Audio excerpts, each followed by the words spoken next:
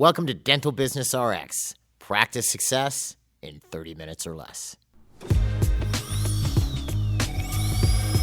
Thank you for calling ABC Dental. I wanted to make this week's episode actionable, meaning I wanted to focus on a few simple things that you could do or changes that you could make in your practice to immediately ramp up collections. And these are things that you can do right now. And by that, I mean the second you finish listening to this episode. You know, there are many episodes where I talk about a number of steps in a process or how to sort out your hygiene department. And it's a lot to take in, you know, even though it's maybe not delivered in hours and hours of content. I mean, all the hiring episodes were 3 full episodes. But, you know, I often wonder, you know, how much of this can actually get in because you might be listening to this in the car or, you know, while you're exercising. Who knows, right? So I wanted to keep this really simple. I wanted to give this a shot. Just a few basic things on 3 areas of your practice that have the potential to boost income. And to be clear, this is by no means a definitive list of everything you could or should be doing. It's a few simple to-dos that, again, have the potential to create a big impact.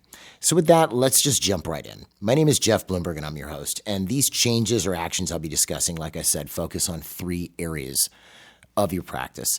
And these are new patients, retention, you know, reactivation, hygiene, etc., and case acceptance, all of which, of course, have an immediate effect on revenue. So let's just start with new patients. Where do I want to focus? I want to focus on new patient conversion.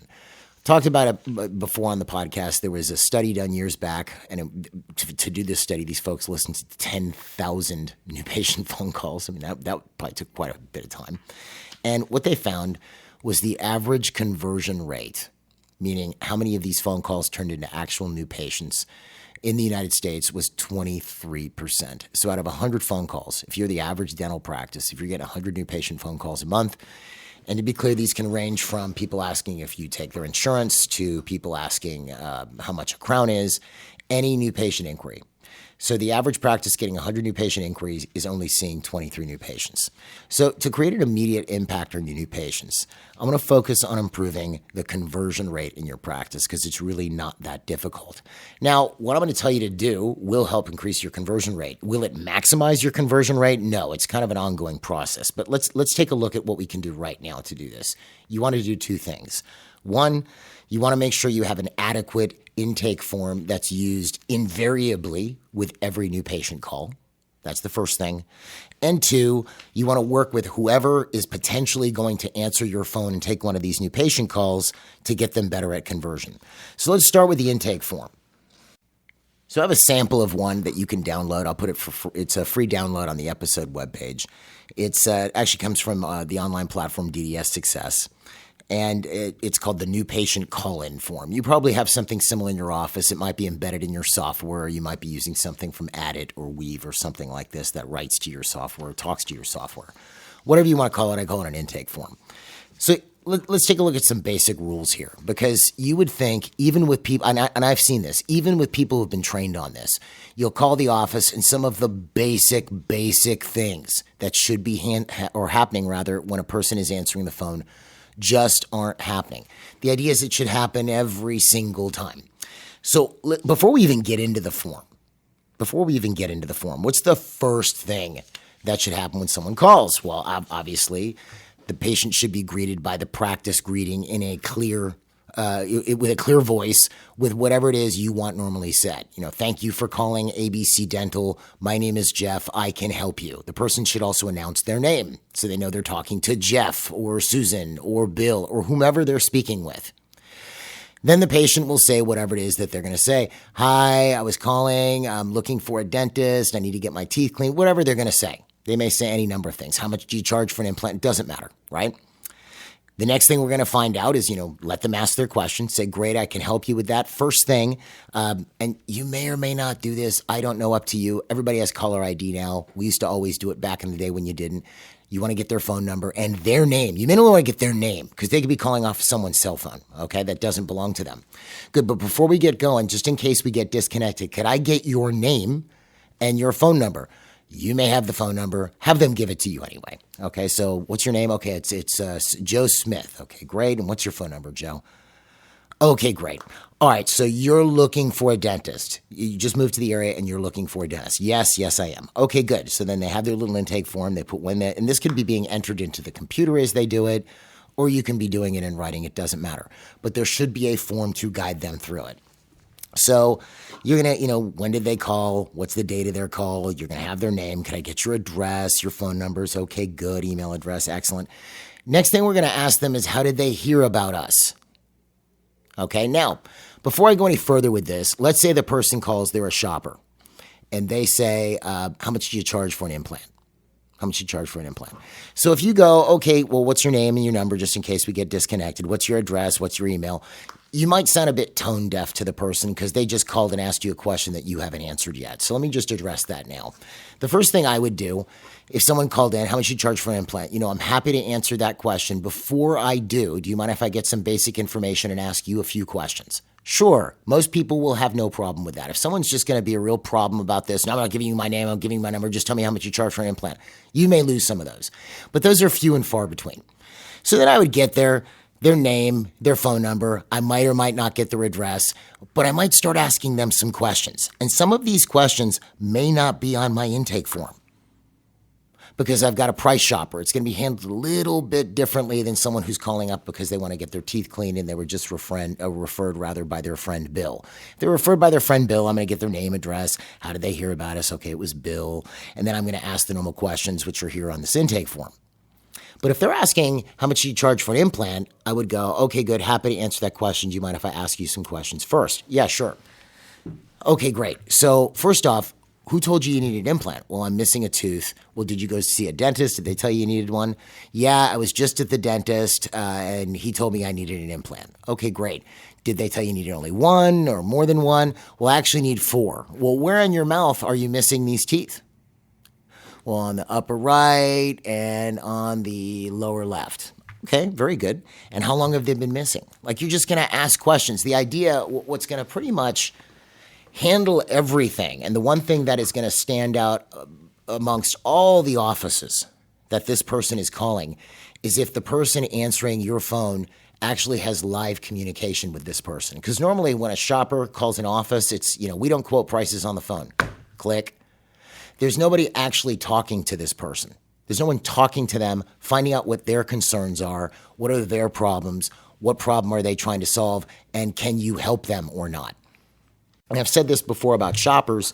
Normally, if someone is shopping, they weren't told they needed 1 crown or 1 implant. They were told they needed 3 or 4, which is why they're shopping. Because if I can save $200 a unit, that's going to save me $600 or more if I go elsewhere. Do you see? So I'm going to ask them some questions. Let's say it's crowns. Okay, well, how did you find out that you needed a crown? Because some people go to WebMD or they chip their tooth and they think they need a crown. Well, I went to a dentist about a month ago and they told me I needed 4 crowns and a root canal. Okay, great. Can you tell me where in your mouth these teeth are? Okay, good. Are you in any pain right now? No. Are you sensitive to hot or cold? Are you having any problems eating or chewing? No. So, you're talking to them. You're actually talking to them. Now, at the end of all of this, right, usually what I would do if I was talking to somebody like this, first off, the person answering the phone isn't a doctor. And secondly, even if the person answering the phone was a doctor, they're not going to diagnose anything over the phone. They're going to have to examine the patient. So where would I lead this to? Well, you were told you needed 4 crowns. Okay, great. So listen, here's what I would do. I'm not a doctor, and also our doctor hasn't looked at you yet. We don't know exactly what you need until we look at you. So what we do normally, if someone is in the situation that you're in, we do a complimentary exam or whatever, or we do a $29 exam. Do you have the x-rays, etc.? We just have you come in, the doctor looks at you and sees what you actually need. Because we don't know what you need until we actually look at you. And I can get you in actually today at 4:30 if you have some time.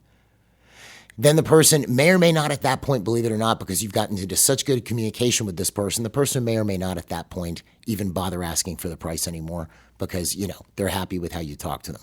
Or they may go, okay, cool, but how much do you charge for a crown? Well, then I would give them a range. Go from a stainless steel crown up all the way up to a crown build up or a crown with a post and core, whatever. Give them a range. Well, it can be anywhere from this to this. But look, again, we don't know exactly what you need, man. So why don't we just get you in here, Bill? And like I said, I can get you in here today at 4:30 if you have the time. And let's just have the doctor look at you. Maybe not as casual as I'm doing this with you over here on the podcast. But do you see, the communication is what's going to shine through. I would then fill out the rest of the intake form. So this intake form, as I'm going through it, you'll see I'm getting the basic data. Again, you can download this to follow along. If they're a new patient, I'm going to ask how they heard about us. And I would even ask the shopper or somebody else how they heard about us, because the receptionist is the partner in marketing. And I know, look, people at the front desk get very busy. They have a lot going on, whatever. But if you're not getting this data as to how people heard about the practice, you're actually you're marketing blind. Otherwise, you don't know what's working. So you're going to want to find out how they heard about you. Well, I heard about you on Google. Did you search for a particular term? Yeah, I looked for dentist near me. Excellent. Very good. Note that down. Then I'm going to ask the other questions. This is assuming I've gone through and I've answered their questions if they were a shopper or if they're just a normal patient who's called in because they've just moved to the area. When did you last see the dentist? When was your last dental visit? 3 years ago. Okay, what happened? What were you doing last time you were there? I got my teeth cleaned. Okay, great. When you last saw the dentist, was there any treatment recommended? And if so, did you proceed with it? You can ask that in different ways, but that's basically, I'm trying to find out when they were with the doctor the last time, the last doctor that they saw. Did that doctor recommend any treatment, and did the patient do it? Yeah, they said they wanted to do a couple of, I think they're called inlays on a couple of my back teeth. I didn't do them because they seemed really expensive at the time. Okay, very good. Okay, good. I note that down. Then I might ask if there's a doctor we can contact for x-rays. This is all in the intake form, by the way. And then I'm going to ask some other questions. Do you have any discomfort or any other dental concerns? Any pain, sensitivity, anything like that? Is there anything you'd like to discuss with the doctor that we should know before we make your appointment to make you more comfortable? Because this is where the patient's going to express any concerns. Yeah, I have my front teeth are a little crooked. I want to have those looked at because I really don't like it when I smile. Okay, good. And I'm noting that down. And the rest of the questions are pretty basic. This is where if there's insurance info, I'm going to get it. If the patient's got any allergies, do they need a pre-med, etc. You see, and then the end of the form has whether they scheduled or they didn't. But ultimately, if I had to give you one piece of advice when you're training your team, is make sure they're actually getting into communication with people. That's what's most critical, because if they don't and they treat the person, especially if it's a shopper, like a nuisance, you can pretty much guarantee they're not going to schedule them, which is really what we want. So that's where it goes wrong. Not getting into communication, not getting basic info, messing up in the beginning, not saying the practice name right or what your name is. We see this a lot because we do a lot of mystery calls, all right? So getting communication is what you're going to want them to train to do. Now, assuming you've got an intake form that you're happy with, or you can download this one and edit it to your heart's content and make it good for your practice, how are you going to get people using it? Well, you're going to have to, we call it drill with them. It's essentially role play. You're going to have to work with them, role play with them, until they are completely comfortable with it. And I would specifically, the people I would role play with specifically would be anyone who has the potential to answer a new patient call. If I have 3 people up at the front, maybe there's somebody I'm designated as in charge of new patient calls, but they may have other duties, or they're out sick that day. Well, I don't want there to be this huge drop-off in quality when the other 2 people answer the phone. So I want everybody to uniformly at least be serviceable on new patient calls. And I'm going to work with them. Let's say I'm the office manager. I'm going to have everybody read the intake form. I might have a meeting about this. Look, we're changing this. We want to improve our new patient conversion rate. And I might figure out what the rate is before that. I'll go, good. Everybody read it. Okay, now we're going to practice it. And I would do it with each person one at a time, one at a time, one at a time, one at a time. Point out anything they're messing up. Have them improve on things. And then I might have them even drill with each other. You know, they're doing it. One's being a patient, one's being the person answering the phone. You keep going, you keep going. And what you'll notice, especially if you're the manager and you know how to handle these calls, you'll notice where they have trouble because they can't give a good answer. You know, you're being a patient and you ask a question and it's a question that they're not good at answering. That's going to be outed as you go through this because they can't answer the question, and that's when you clean that up. Just by doing this, you're going to increase your conversion rate because whoever's answering your phone is going to do a better job when they're answering it. Do you see? So now, a couple last tips on this. Again, I wanted to keep this real simple, right? Intake form, conversion rate. A couple last tips on this. Number one is make sure whoever's answering a new patient call has time to talk. You don't want them being interrupted, 2-3 times while they're talking to a prospective new patient. They should be able to have a conversation from start to finish. And the way you control this is, let's again say I have 3 people up at the front, and maybe one of them is designated to be the new patient call handler. Well, we have it set up that if they're not there or they're doing one of their other duties, who's designated as number 2 and who is designated as number 3. All right, we got that out of the way. The next thing becomes, if someone's on a new patient call, really should be a patient call, truthfully, a patient of record as well, no one interrupts them. They leave them alone until they're done. And the other people pick up as needed. Because, and this is why, again, we do a lot of these mystery calls. The best performing mystery calls, believe it or not, are corporate practices, DSOs. And we don't advertise to DSOs. We actually, usually when we do the mystery call, we don't know we're calling a DSO because we don't really work with DSOs. But the reason they're good at it is because the person answering the phone is sitting in a cubicle and has nothing else going on other than that phone call. So try to create, even though it's not the same exact thing, try to create that environment so new patient calls are answered, as well as I would just make it any patient call, truthfully, without the person being interrupted, being messed with, being asked to do something else, being asked a question. They can just focus completely start to finish, which brings us back to that initial thing I talked about, this study of 10,000 phone calls. The one thing they found was the sweet spot.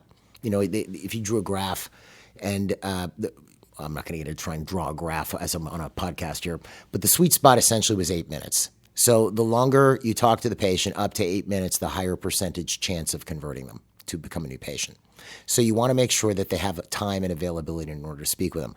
And the last point on this, last tip on this, is if you're going to increase your new patient conversion, or you want to, the next thing you have to do is have new patient availability. You don't want to put yourself in a situation where you're pushing for new patients, marketing, et cetera. You're increasing the number of new patients that you're scheduling, but you can't fit them in for weeks and weeks and weeks.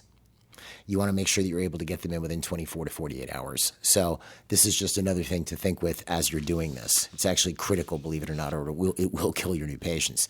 And then lastly, once you've done this, it's not like you drill once and then we're over. You listen to phone calls at least once a week, and you work with your people up at the front on a continuous basis until they become better and better and better. And think with this, if you're averaging right now, let's say you're averaging 30% conversion rate. If you get that up to 50, let's say you're getting 100 phone calls a month and 30 new patients. If you can get that up to 50%, that's an additional 20 new patients by spending nothing other than a little bit of time working with your team. And that makes your team more effective anyway, which is going to make the practice better. So there's really no lose here. It's win-win if you focus on this thing. And again, it's something that you can do on an immediate basis. All right, so that's new patients. Let's talk about retention and reactivation. Done tons of episodes on this, but let's keep it real simple. Could cover a lot on it. You might be doing texting, out of your software. You might have a texting program where you text all your inactive patients. You might be texting people with reminders or that they're overdue, et cetera. And that's great. I wouldn't stop doing that. But essentially, hygiene scheduling breaks down into 3 different categories. If you were to look at your entire patient base, if you're a GP office, you have patients who are scheduled for hygiene. Then you have patients that aren't. And the ones that aren't break into 3 categories.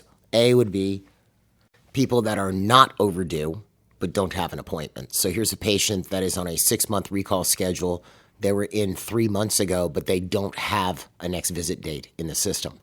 All right, that's category A, not overdue, but don't have an appointment. Category B is recently overdue, meaning they're overdue for less than 6 months or less. So they were due January 10th, and it's April 15th. So they're 3 months overdue. They're not over 6 months overdue. And category C is overdue for more than 6 months. So the first thing I would do if I wanted to boost reactivation, and look, there's a lot you can do with this, but I'm talking about things you can do with the current resources you have right now. So if you have a staff meeting of any kind, you can bring this up at your staff meeting, or if you don't have a staff meeting, you could have a staff meeting about this. Get the team together and discuss this. Look, we have 4,000 patients in the system. Only 670 have a next visit day. That means we have all these patients that need to be gotten into hygiene or brought back into hygiene. And if we're not seeing patients on a regular basis, we can't maintain their health because we're not physically seeing them. So we need to get them back on the hygiene schedule. So we've divided the list into 3 categories. There's people who aren't overdue yet but don't have an appointment. Then we have recently overdue and long overdue. And so as a team, you can then designate who's going to handle what. Most likely, if they're not overdue yet, if I had 3 people at the front, that's what I'd have them focus on. Get me everybody who is not overdue yet but has no next visit date, get them on the schedule right away. I mean, for when they're due, right? Category B and C, recently overdue and overdue for longer than 6 months, you're probably going to have to leverage more of the team to help. You might go, when am I going to have time for this? Well, this is where you just have to make time. You're going to have to carve out time. Because usually when we call overdue patients, it's when the office is not busy. Well, we've got to change that a little bit here because we've got to get it so that we're always calling patients. So you're going to have to carve out time. So how would I do this? I would get the entire team involved, the dental assistants, even the hygienists a little bit, the treatment coordinators. We're going after these overdue patients. I say that in the nicest of ways. We want to get them back on the schedule. And you could even segment them a little bit depending on who you have working on it. For instance, I'd probably have the treatment coordinators focus on overdue patients who have outstanding treatment. So here's a patient, they needed 2 onlays and 3 crowns. Well, and they're overdue for a year. I'm having them call that person back and put them onto the hygiene schedule. I'm not having them call to sell them their treatment plan. We'll do that when they're in the practice. I'm calling to get them back in the hygiene schedule. And I could have the hygienist call everybody else along with the dental assistants and whatnot. And you just carve out a little bit of time every week. Might be a half hour, might be an hour. And they can follow up these phone calls with a text and an email and things like this so that we're actually doing some immediate outreach. And you want to keep that outreach consistent. You may find that as you start to get busier, it becomes more difficult because now this time that you were carving out for these people to make the phone calls is going away with patients in the practice. We might need to hire somebody in order to stay busy. And just like new patients, you want to make sure that you have decent hygiene capacity. The office manager has to stay aware of this. If I'm trying to reactivate patients or I'm calling patients who are not overdue that need appointments, maybe that don't have one, or even patients that are overdue that need appointments, and the soonest I can get them in is 6, 10, 12, 15 weeks, especially if they're overdue, that's a problem. I need to be able to get them in sooner than that. Obviously, if they're not overdue yet, they're not due for 3 months, that's not that big of a deal. But if I don't have the capacity, I'm not going to force the practice to grow, which is naturally a dental practice should grow as they acquire and retain more patients. So that's something you can do on an immediate basis. It gets the entire team involved. It really doesn't take that much work. And this is really where a case where something is better than nothing. Even if you were making, I don't know, let's say you had 400 overdue or 4,000 rather overdue patients, and you were making 200-300 phone calls a week combined to these patients. Some of them are going to schedule. It's going to increase the number of people coming into the practice.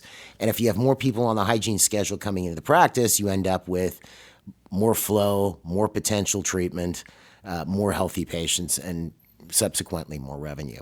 So that's what I would do there. Keep it real simple. Get the whole team involved. Divide your list into 3 categories and just get people on the phone. Again, they can follow up with emails and texts as well and make sure there are places to actually put these patients. All right, which brings us to our last point here, which is boosting treatment acceptance. And I know I've said this on each point. I probably should stop. There's a lot to talk about with boosting treatment acceptance from sales skill and everything else. Let's just focus on 3 simple things you could do right now. First thing is, you probably have some form of a morning huddle of some kind. I'm going to give you a download for something we call our morning production meeting. It's sort of the morning huddle, but it's focused more on how do we ensure that all of our patients are converting for and proceeding with treatment. Because if you look at it, there's 2 sides to what you might discuss in a huddle. You might be discussing business, how we're going to present treatment today and take care of the patients that are in the practice. And then there's the technical side where the assistants are going to want to know how you want the room set up for this or what cement you want for that. I wouldn't mix the 2 or you'll end up with a 1-hour meeting. The clinical meeting is something you do the night before. It usually doesn't take very long unless there's some special thing being done, and you can knock that out. It's real simple. The morning production meeting is more focused on who's coming in today and what are we going to do with them. So you can use the download that I have as a template. It's helpful. It gives you an idea of what should be being discussed.